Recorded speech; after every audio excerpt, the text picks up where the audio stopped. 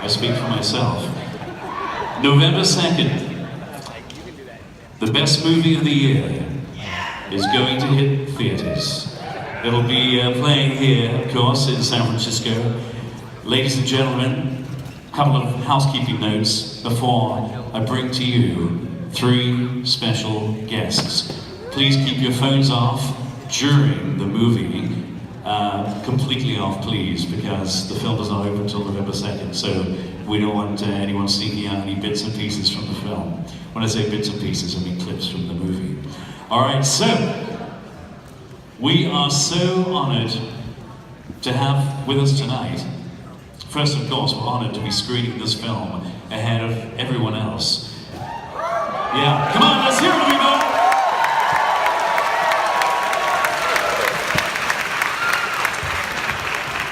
We have with us tonight, by the way, did you guys want to meet some of the cast members from the movie Bohemian Rhapsody? They can't hear you. Did you want to meet the band?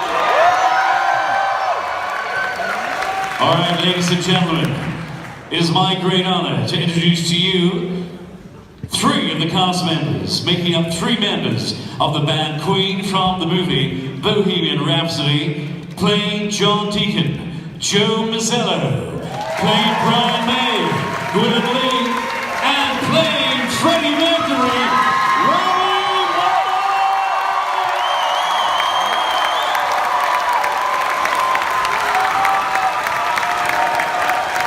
Come on, San Francisco!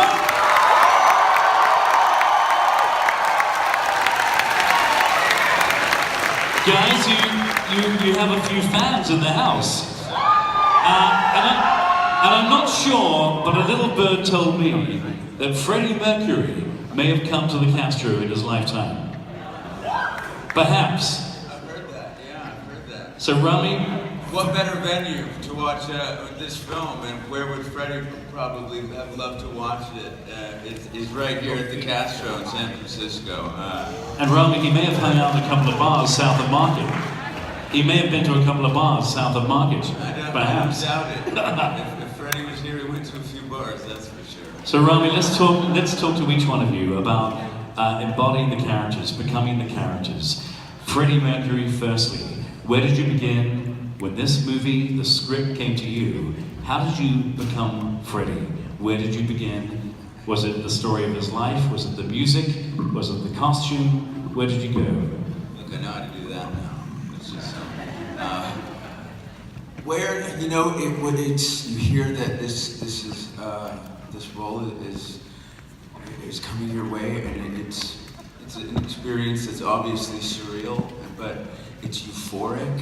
It's this moment of sheer elation, and then it's what the hell am I going to do after that?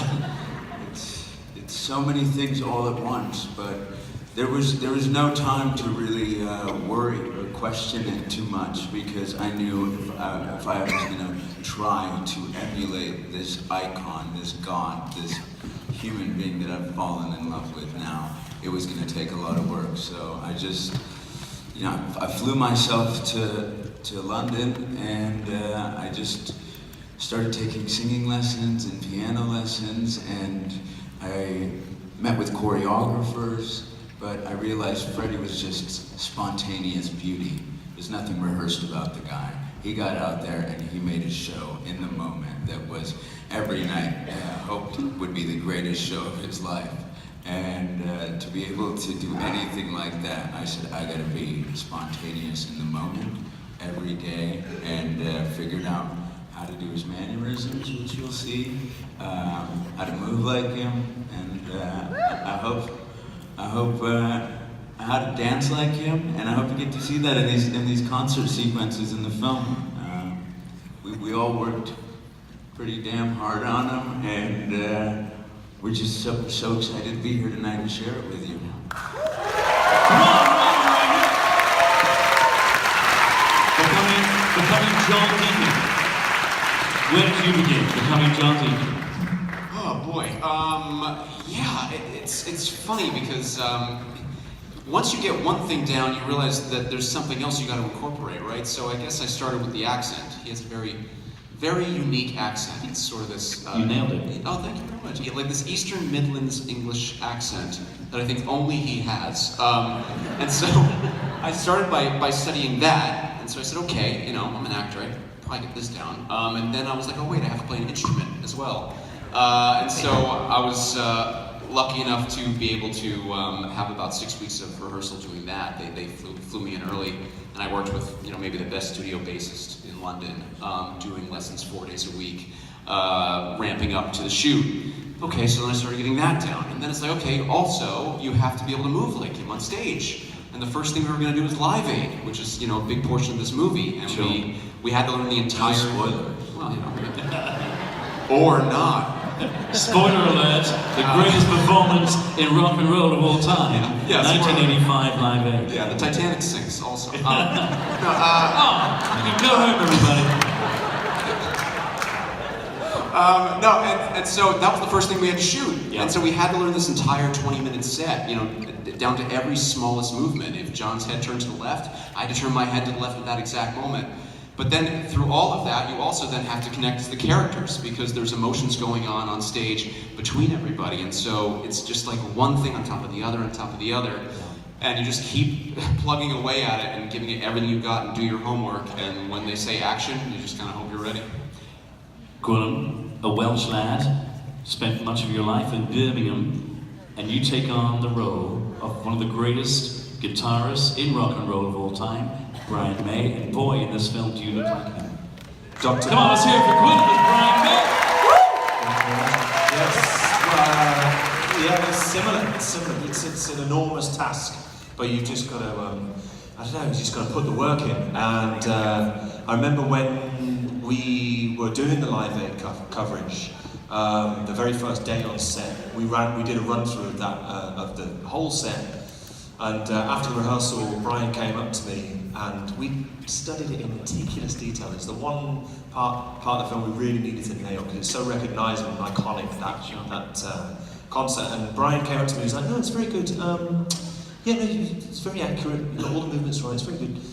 But don't forget, I am a rock star. And with that comes a bit of ego. And I was like, oh, that's actually really, really useful. Because it made me really remind myself, we're not like there to mimic or to caricature. We've got to try and bring a bit of our own rock star to the part. So, yeah. Rami, what surprised you about Freddie Mercury? What did you learn about the personal side of Freddie that you were surprised by and did not know? I feel like if I even start talking about it, I'm going to give away so much of the film. Everybody block your ears. Just talk to me, Rami. Rami, just talk to me. You know, it's funny. We got to work with Brian May and Roger Taylor quite a bit, and people often ask, well, what's the greatest piece of advice that they gave you? And it's not necessarily anything that they told me about Freddie. It's about how they talk about him. You see it in their eyes. You see something in their demeanor entirely changes. And of course, they're talking about a loved one who they've lost. But there is something that is, as we see him as almost a deity, but that there is something that is so uniquely special to this man that he could do what he did on stage and the life he lived at home, be this shy, very vulnerable, loving person who was very generous behind closed doors, and you know, obviously had a lot of inner strife and conflict going on. But I found it enlightened me as to why he was so bold on stage, why he was so captivating, because there's something just burning inside of him, all these things, and the one place he could really share it was out there with hundreds of thousands, and you know, not just the first few in the first 4 or 5 rows, everyone out to the back of the arena, no matter who you were. You know, he was identifying with everybody on that stage, and it is quite possibly, you know, one of the most extraordinary things I've got to witness by getting involved in this. Freddie was a rock star, a pop star, and for a brief moment an opera star. He loved his opera. He did. He used to go to the opera a lot. Yeah. He went and there was a moment where he was listening to Pavarotti, and he was like, all right, yeah, this guy's pretty good. But he heard this voice coming from stage left, and that was Montserrat Caballé. And That's right. he fell in love with her sound, with her, flew to Spain and recorded an album called Barcelona. We can go through the entire history. And they had a number one song. It was at the top of the British charts. It was the first opera song to ever hit the top of the pop charts because of the combo of them together. You get some opera in this film. A little bit of opera. He also loved his ballet, and in the late 70s, at a time when there were lots of angry young people going around London listening to punk music, The Clash and the Sex Pistols, Freddie very famously said that he wanted to bring ballet to the masses. And I just think there's something so irreverent and cheeky and joyful about that statement that says so much about the man. And going down the line, what do you hope the audience will walk out of here with today? Because this is a personal story about an incredible man, an incredible band. It's about the relationships and so much more. But what do you hope the audience will take away?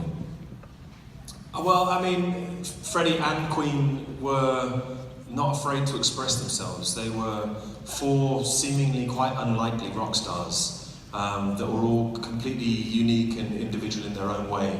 But they were fearless in their attempt to kind of bring joy to people and to celebrate life. And I hope that you're left, when you walk out the cinema, you have a little bit of that joy in your hearts as well. Hopefully. Guys? Yeah, you know, it's funny because obviously I want you to enjoy it, but I don't know beyond that I want to dictate too much about what I want you to feel. I think everyone's going to take a little something different away from this, and I just know that, you know, trying to channel my inner John, he used to always sort of say that the music was for everyone, and that if you're just, it's an escape. It's if you're having a bad day or something's going on at work or you're sick or whatever it is, you just get to come, you know, here to the movie theater and just have a little joy for a little while, and if you can walk out of here and experience that joy, then that's the main point. Yeah. And Rami, I have to ask you, if you were to go to a karaoke bar tonight with all of us, maybe the Mint down the road, what Queen song would you sing? Oh, after this movie, I'm never going to do karaoke. But if you were, Rami, I've left it up there. do you have a favorite song? Is there one song you love above all others? Is there one?